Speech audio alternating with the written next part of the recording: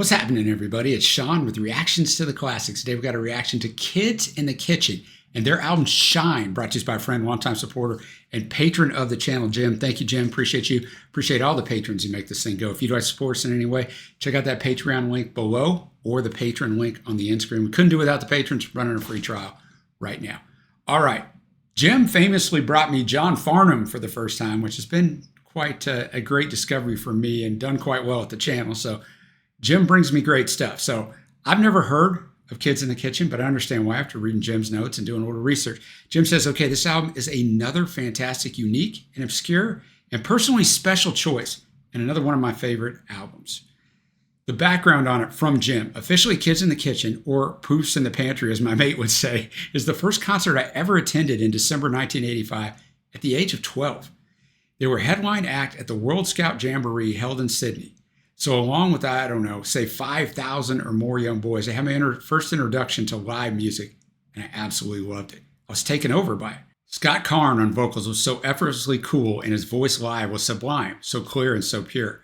So different to anything I'd been exposed to up till then. I just had to record it off my before-mentioned mate's cassette, who had also seen them at the Jamboree. He bought the cassette, and I taped it as I was broke. I've been there, man. I still have it complete with photocopied cover insert. Now that's fantastic. I now have it on CD and still listen to it regularly. The album was an Aussie hit with multiple singles filling the airways on the radio, and they were regular favorites on the iconic Countdown music show. Their website suggests 5 top 10 singles. Wikipedia suggests 1 top 10, 3 top 20, and a top 40 and a top 100. Regardless, it was a top 10 platinum album, even reaching a mate of mine in Texas who had imported a copy of Shine in 1986. Not an easy thing to do in those days, I can tell you that. We're only 2 years apart. I'm 2 years older than Jim. Yeah, getting the imported editions, if anything, was like you found the Holy Grail. After the success of Shine, their follow-up album Terrain had a more mediocre reception, and the band split up not long after. I was lucky enough to see them perform in October of 2024 at the iconic Corner Hotel in Richmond, Melbourne, after seeing a random Facebook post at 3 a.m. on the day they were playing, and they sounded just as great as they did in 1985. That is awesome. I got a little information for you. Not much. Kids in the Kitchen are an Australian pop, funk, and new wave band which formed in 1983 in Melbourne with a regular lineup of Scott Karn on lead vocals, Bruce Curnow on drums, Greg Dorman on lead guitar, Craig Harneth on bass guitar, and Greg Woodhead on keyboards. The group played live for 8 months before signing with Mushroom Records' white label. Australian musicologist Ian McFarlane described how they had, quote, attracted a great deal of attention. They had the right sound, contemporary synth pop with a dash of funk inspired by the likes of Duran Duran and Spandau Ballet. The right looks and plenty of youthful appeal to make a grab for the charts, end quote. Shine is obviously their debut studio album, as mentioned by Jim, released in May of 1985. It peaked at number 9 in Australia, with certified platinum for a shipment of 70,000 copies in Australia. The lineup for most of its tracks is a little different, and I'll get to that in a little bit because 2 of the people left. But I gave it to you at the start. I guess I'll give it to you now again. Scott Karn on lead vocals, Bruce Curnow on drums, Craig Harneth on bass guitar, Claude Carranza on lead guitar, and Alistair Koa on keyboards, with the producer Mark S. Berry working on 7 of its 10 tracks. And I'll get to that too, but because some of them were recorded way before the album came out. It provided 6 singles, and the album was re-released internationally in 1986 as Kids in the Kitchen by Sire Records for the European and American markets. All tracks are written by Scott James Karn, Bruce Andrew Curnow, Gregory Stewart Dorman. Got to use the middle names on songwriting credit. That's what guys do. Craig Norman Harneth and Gregory William Woodhead. All right. Never been this before. The music won't be in the video, but it's going to be at the Vimeo link below. So click on that Vimeo link below, not on the little picture I have, whichever side I have it on up here. I'm just telling you, don't forget Vimeo down below. All right, guys. Thanks again to Jim. Let's get after it. And this album leads off with the title track. It was the 4th single, but they'd released the other ones beforehand. Peaked at number 40 in Australia. I'm going to the lyrics up as always. Let's get it. All right, Shine. Scott definitely sounds great. I love the sound of this. Good guitar work. All of it. Very well produced. Very of the time. And I was around during this time. Obviously, I didn't know this group. But when I hear this type of music, it just hits with me different nowadays. Maybe when I lived through it through the time, you don't realize it's the music of your time. But now I love this kind of soundscape. You know, I don't know. I mean, I don't want to hear a little Spandau Ballet in there from parts of it. I hear a little Michael Hutchence, who I know that Jim's a huge fan of INXS and Michael. But, you know, I don't want to go for that just because it's Australian. But you feel that kind of shout, shine. Like it's really well done. Doesn't have a lot of streams. It has more than some others, but it's a good choice for a lead single because some of these songs have already been released, the ones that were most streamed, like our next song. All right, next up we have Current Stand, the 5th single, peaked at number 12 in Australia. So remember, Shine was the previous single, went to 40. This went to 12. All right, Current Stand. That song was really, really good. The chorus on it was fantastic. Scott's in a relationship where I think the girl's pushing him way harder into a commitment than he's ready to go with. But, this is just the soaring anthemic chorus. This is written so well, man, and so catchy. So I could see why this is a big hit. I'm surprised it actually didn't go to the top 10. But speaking of top 10, their next song on the album, Changing Mood, debut single released in October of 1983. Remember, the album came out in May of 1985. It's over a year and a half before the album comes out. So it's called the lead single from this album. That's why I'm saying, it's not really the lead single, because it was released so long before the album, but placed at number 10 in Australia and the 1983 Countdown Music Awards, which Jim mentioned, Countdown.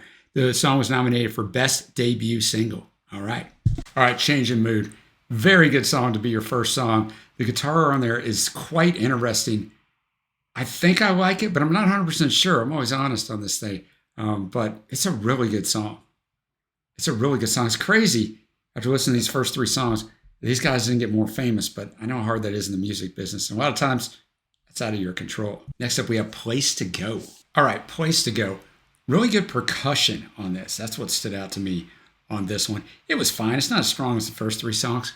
They're not all going to be that strong, but still showed some versatility by them. We're going to finish out the traditional A side with Cynical. Really good instrumentation on that one. Great bass work. It's probably the weakest song on side A, but as I said with Place to Go, doesn't mean they're bad songs at all, right? I'm just here to give you my take, but a really strong side A. Now we're going to go over to side B. Something That You Said, the 3rd single, peaked at 19 in Australia. All right, Something That You Said, a different kind of song, right? Everything just broke out there. The bass work by Craig Harnath on the last 2 songs have been really almost the last 3. But on this one especially, it was just insane, man. Just fantastic. And, the horns on this, the backing vocals, this just kind of broke out into a whole different thing. So super enjoyed that. Next up, we have Bitter Desire, released in April 1984. So again, over a year before this album came out as the 2nd single. Peaked at number 17 in Australia. By the time, this is where we get some different change-ups in the group, right? By the time of the single's release, and despite appearing in the video for it, lead guitarist Greg Dorman and keyboardist Greg Woodhead had departed the lineup to be replaced by Claude Carrianza and Alistair Cora, respectively. So this is where it changed up. So before the album ever came out, just these first 2 singles were where we had these guys. Bitter Desire.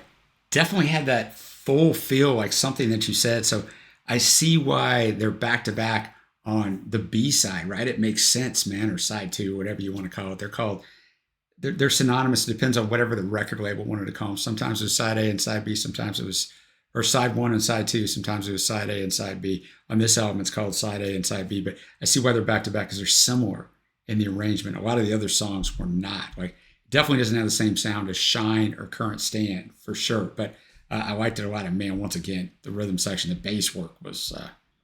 the bass and percussion was insane. Got 3 tracks. We got My Life, the 6th and final single, peaked at only number 74 in Australia. The 6 singles is a lot. I realize a couple of them were released before the album, but to release 60% of your album as singles, man, that's a lot. Nothing wrong with it, but by the time you get to 6, it's not going to chart as high. My Life, really good song. I like the vibe of it. I don't know what else to say about it. I mean, I like Scott's vocals. I love the sound of this music. So this works. Now, this song isn't as strong as some of the other singles, but I'm going to tell you right now, if your 6th single you release from an album is more successful than your others, somebody's getting fired in the record company because you choose these songs of what you think are going to be the, quote, best songs, the most commercial songs. So this song shouldn't be better than some of those other ones. Still pretty good. Now we got the shortest song on the album, Not the Way. All right, Not the Way, just a fun, fast-paced song, right? Great backing vocals on there. It sounded a lot like Go West, which is a band that started in 1982 in the UK. So around this same time, they didn't have a huge hit, at least worldwide, until King of Wishful Thinking in 89, 90. It was in the Pretty Woman album soundtrack, but they were around before that. That kind of had some Go West sound there. These guys have a lot of different sounds to them, which, you know, I mentioned in excess. They do have a little bit of the Spandau ballet. I mean, I don't want to rip off what they were described as, but it is true. The Duran Duran, maybe I see it a little bit in there. We're going to finish this album off with a question. How come? All right, how come? We were a minute and a half into this song before we had any lyrics, man. We just had, like, I'm telling you right now, the bass on this album is outstanding. These guys are going in on the bass, and just the diverse instrumentation on this kind of sums up a lot of this album, which is going to take me to my favorite tracks. Look, there's only 10 tracks on here, and 6 of them are going to be on my faves or honorable mention. Honorable mentions go to Change in Mood, Bitter Desire, and My Life. Faves are going to be Shine, Current Stand, my favorite song on here, and Something That You Said. So awesome instrumentally. All right, now I'll get to my overall score. I say this all the time in some of these videos like this, where the music history, the landscape of music history is littered with artists like this who are really, really good and had all this potential. And for some reason, whether it's the record company, whether it's dissension inside the band, financial issues before they hit it big, whatever it is, something derails them. And someone who's not quite as talented gets that rise. It's just the way it works. But this band's really, really good. Obviously never heard of them being here in the United States, but did definitely have success in Australia. So if you're a certain age group, mine and Jim's, then and you're in Australia, you very well may know these guys. But I'm going to go with an overall score of an 8.25 on this. Really, really good album. I like this kind of music. If you don't, then you're not going to be nearly that high on first listen, and I get it. But let me know what you think of this down below. Thank you again to Jim for bringing me this one. If you haven't already, give it a thumbs up. Hit that subscribe button. It's going to go in that Australian playlist I have. Go check that out, man. It's a lot of stuff from Jim in there as well. All right, guys, until next time, I will see you.